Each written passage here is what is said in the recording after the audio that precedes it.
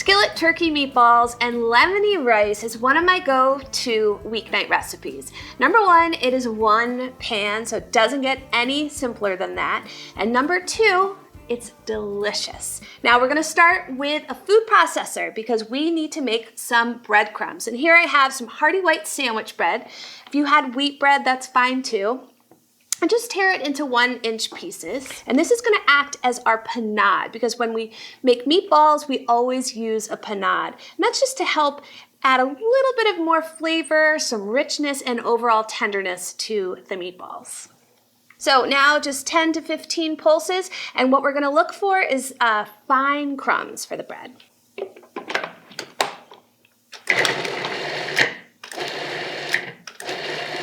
All right. I'll show you my little trick. I always put a finger in the middle there to hold on to the processor blade. And what it does is it keeps it intact while you are adding the food into whatever it is you're cooking with. Turkey, as you know, can be a little bit more mild and it might need a little help in the flavor department. So for our meatballs, we're gonna be adding some herbs. We're gonna add 6 scallions. Now these are pretty aggressive scallions, so I'm only gonna use, I'd say 3 or 4. But if you have just the normal size scallions, you can use 6 there. Now, what we're also gonna be doing is we are gonna be using our thrifty minds, and we're gonna use the greens and we're gonna use the scallion white. The scallion whites are gonna act as our onion and a little bit later on. And the scallion greens are gonna help flavor the meatballs as well as garnish later on. Here I'm gonna go right in the middle there, put those aside. And then I'm just gonna thinly slice the scallion whites. I'm gonna put the scallion whites aside. Now this is super easy. This recipe does come together super quickly, but the best way to have it come together quickly is if everything is ready ahead of time. So that's why I'm gonna do everything now. Now we've got our scallion greens, same way, thinly sliced. Looking for a couple tablespoons of these. All right, that looks good. I'm also a huge fan of clean as you go. A couple tablespoons in here. Again, that's for garnish later on. And we need a couple tablespoons for the meatballs. Whew, those are pungent. They're aggressively sized and oniony. Okay, we also need an egg. We need 1 whole egg. This is, again, part of that panade. It's gonna help create a little bit of extra moisture, overall tenderness in our meatballs. Now, some parsley.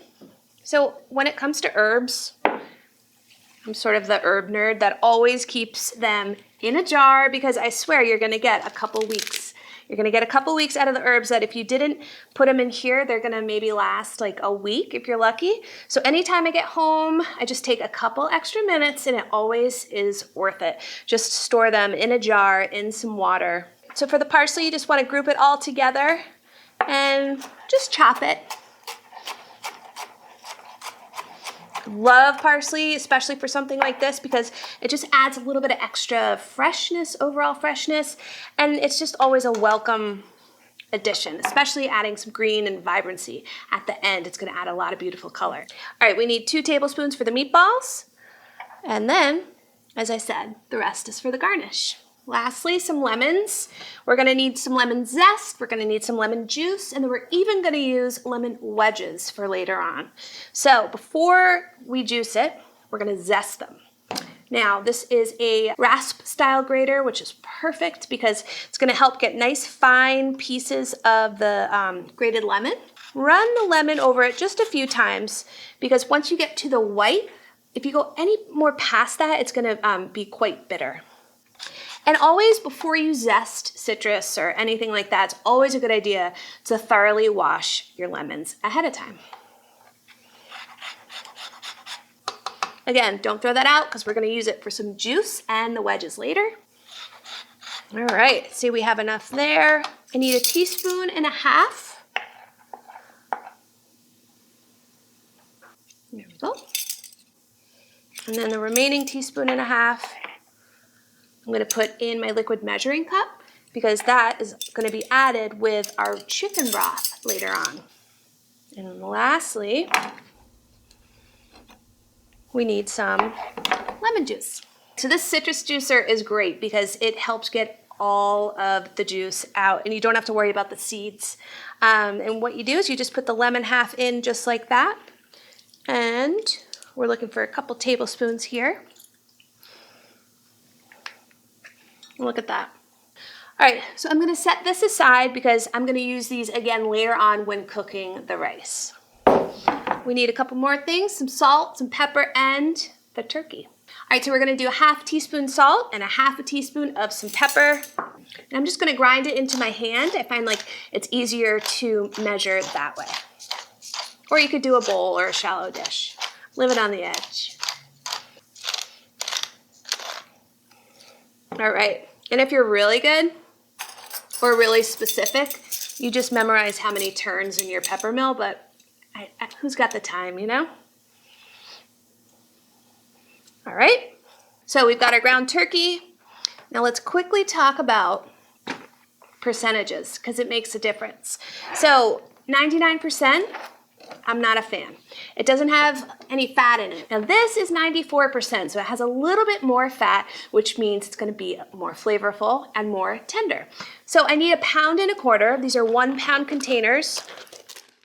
And I do go through quite a bit of ground turkey, but what I'm gonna do, just measure out.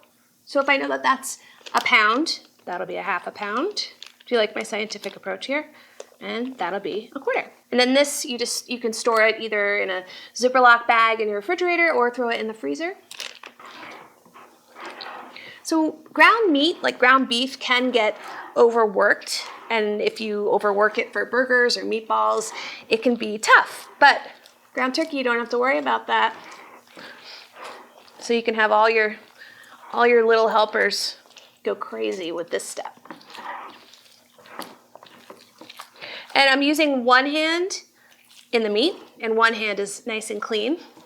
You're gonna notice that this mixture feels a little bit more wet, especially if you're used to making regular beef meatballs. But remember, it's a good thing because we've got the bread in there that's gonna help to absorb the moisture. So I'm gonna get washed up and clean up our area, and then we are gonna get rolling with the meatballs, and then we're gonna get cooking. Okay, I am ready to roll, and I did take off my jewelry ahead of time. So the best way to do this is I'm gonna use a tablespoon measure. I just like to use that as my gauge. And I know I'm gonna need 19 more just like that. So today we're doing lemony meatballs, but you really can put in anything that you love with your meatballs. So yes, I do make this a lot, but I also love doing pesto turkey meatballs. And you just buy store-bought pesto if you don't feel like making it. I like to use the fresh stuff, not the jarred. And then you add in some Parmesan cheese and you add in some panko breadcrumbs, similar to what we did today. And it comes together super quickly, just like this dish. And especially my son Jackson is Mr. Turkey Pesto Meatball guy. He can crush like 6 easily, and he's only 4. So. Okay, I'm a little shy in the meatball department. I'm gonna pinch a little bit off of each ball to come up with my firm 20. All right, who looks big? You look big. You are huge. 17, 18, 19, boom, 20. Look, it looks like Jackson put these on the plate. So I'm making a point at making sure that they're evenly sized. And that's because with regular meatballs, you could just extend the cook time to make sure that they're all cooked. But these are gonna be cooking with the rice. So to ensure everything's cooked ready together at the same time, you wanna make sure that they are evenly sized. All right, I'm gonna wash my hands, put these meatballs in the refrigerator just to set up for about 15 minutes, and then we're gonna get cooking.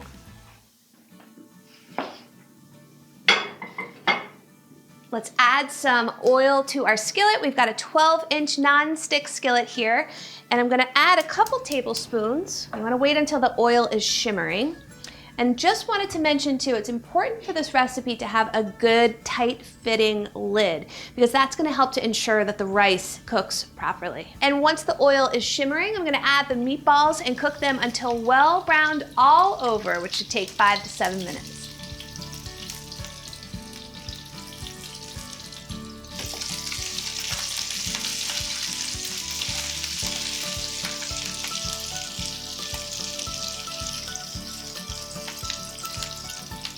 Because turkey can be a little bit on the delicate side, you want to make sure that you turn these with a delicate hand. And that's another reason why chilling them in the refrigerator was a very crucial step. I've got a paper towel lined plate, and it's time to remove the meatballs because they are nice and well browned on all sides. And again, they're not totally cooked at this stage, so do not panic if you see some uncooked parts. There is some fat left in the skillet, so I'm gonna leave that there and add our rice to the skillet. And this is called a pilaf style method. And what this is going to do is it's gonna toast the rice kernels, and it's gonna help to prevent the rice from clumping together later on in the recipe. So this will take about 1 minute, and you just wanna make sure that nothing is burning, but that they get nice and toasted looking, and you're gonna smell a little bit of nuttiness too once they're at that 1 minute mark. And you're also gonna wanna look for translucent edges. The kernels kind of stay a little opaque in the center and then turn nice and translucent on the outside. Time to add the rest of the ingredients here. We've got nice translucent edges, and I smell that nutty rice. It smells delicious. And again, we've got the salt, the scallion whites, and the garlic. So this will take 1 more minute, and you'll know it's ready when you can smell the garlic and the scallion whites. And finally, we're gonna add some chicken broth, lemon zest, and lemon juice.